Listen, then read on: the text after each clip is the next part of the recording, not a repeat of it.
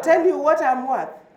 Because if you look making a grand entry into a crowded presidential race that already has more than 15 aspirants, Water Minister and Narc party leader Charity Ngilu has formally announced her interest in the country's top job.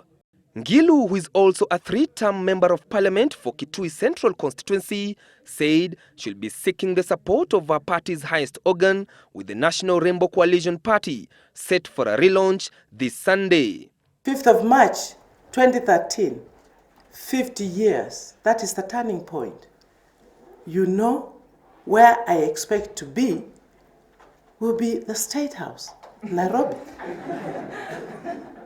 So that I can actualize these issues, which are very, very important. Ngilu, who will be the second woman to enter the presidential race after Gishogo MP and Narc Kenya party leader Martha Karua, said her party will empower women and ensure food and water security in all parts of the country without marginalizing any section of the society.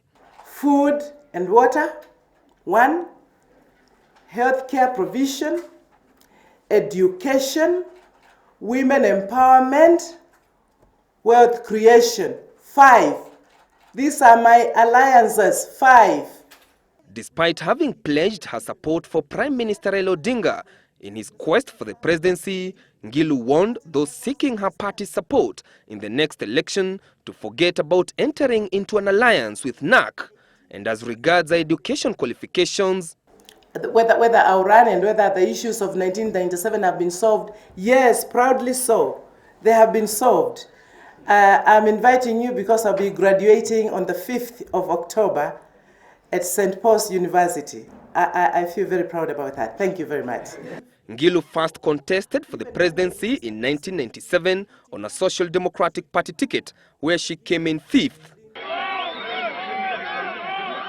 And as Ngilu was launching her manifesto, the leader of the party which nominated her for a ministerial position, ODM, Prime Minister Raila Odinga, was stepping up his campaigns in Busia County. Odinga, who was accompanied by cabinet ministers and MPs allied to ODM, was in Busia to launch a non-governmental organization in the region. Odinga asked Kenyans to be wary of politicians who are deceiving the public that they are capable of implementing the constitution, while arguing that ODM under his leadership was the only party with the ability to fully implement the constitution. Odinga took a sweep at some politicians who voted against the constitution during the 2010 referendum and who are now claiming to be committed to implement the same document. Odinga also called for tolerance between supporters of different presidential aspirants during and after the campaigns. Wengine walikuwa nakuja ati red card. Si mnawajua?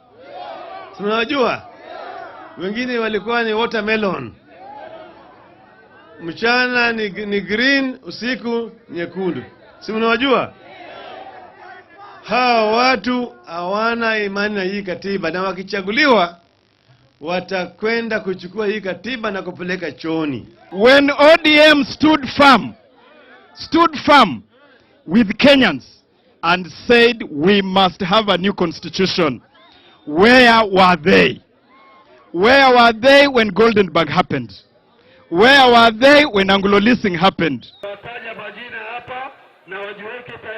Meanwhile, presidential aspirant on a United Republican Party ticket, William Ruto, joined mourners in Kwale for the burial of the father to Environment Minister Ali Chirao Makwere. Ruto said that if elected president, he would ensure that there was equitable distribution of resources to avoid the emergence of groups such as the Mombasa Republican Council, which has been pushing for the secession of the coastal region. On his part, Makwere condemned the attack on churches, asking for peaceful coexistence between Christians and Muslims. Lazima tutengeneze taifa la usawa. Lazima tuwe na Kenya ya Wakenya wote kujivunia, sio wengine kujivunia na wengine kuvumilia. Tunataka jameni taifa lenye amani.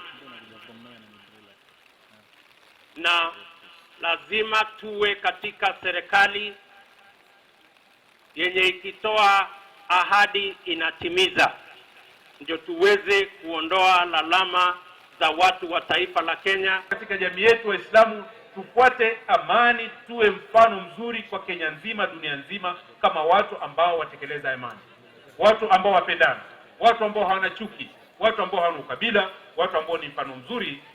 And in the UK, Vice President Kalonzo Musyoka, who is accompanying the national team at the 14th edition of the Paralympic Games in London, took the opportunity to meet Kenyans who reside in the UK.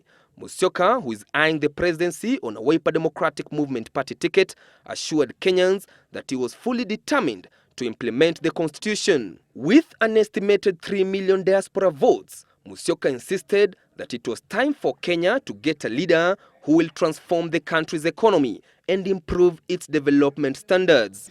And one way of ensuring that we fight against poverty and that we create employment opportunities for the growing numbers of our youth is to have a 24-hour working economy. And this is possible.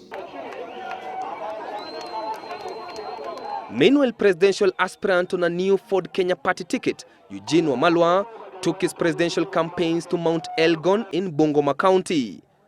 Wamalwa, who is also the Minister for Justice, asked Kenyans not to be hoodwinked by certain leaders who are going around the country, insisting that the forthcoming general elections will be held in December.